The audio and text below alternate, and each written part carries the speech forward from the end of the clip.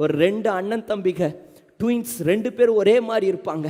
தம்பி ஒரு நாள் கோபத்தில் ஒரு பையனை கொன்னுட்டு வேகமாக ஓடி வரான்.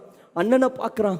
அண்ணன்கிட்ட சொல்கிறான், கத்தியோடு வந்துட்டு, அண்ணன் நான் தெரியாமல் ஒருத்தனை கொன்னுட்டேனே, போலீஸ் என்னை தேடிட்டு வந்துட்டுருக்குண்ணே, எனக்கு என்ன செய்யறதுன்னு தெரியலண்ணே, எங்கே போய் ஒளியறதுன்னு தெரியலண்ணே. அண்ணன் சொன்னார், அந்த கத்தியை எனக்கு கொடுடா, இந்த என் வஸ்திரத்தை நீ போடு, உன் வஸ்திரத்தை எனக்கு கொடுன்னு அந்த அவனுடைய வஸ்திரத்தை அண்ணன் வாங்கிட்டு இவருடைய வஸ்திரத்தை தம்பிக்கு கொடுத்துட்டு, நீ போ, நீ நல்லாரு, நான் போகிறேன்ட்டு சரண்டர் ஆனார். போலீஸ் வந்தது, இவரை பிடிச்சாங்க.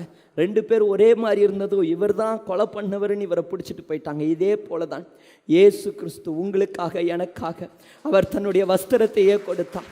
இயேசுவின் வஸ்திரம் கிழிக்கப்பட்டது, அவருடைய வஸ்திரம் கிழிக்கப்பட்டது. அவரே தன்னுடைய வஸ்திரத்தை சிலுவையில் உங்களுக்காக கொடுத்து உங்களுடைய வஸ்திரத்தை, நிர்வாணத்தை அவர் ஏற்றுக்கொண்டார். அந்த பாவத்தை இயேசு ஏற்றுக்கொண்டார். உங்களுடைய அக்கிரமங்களை இயேசு ஏற்றுக்கொண்டார். உங்களுடைய வஸ்திரத்தை அவர் தரித்து கொண்டார். அவருடைய மேன்மையான வஸ்திரத்தை உங்களுக்காக இயேசு கொடுத்தார்.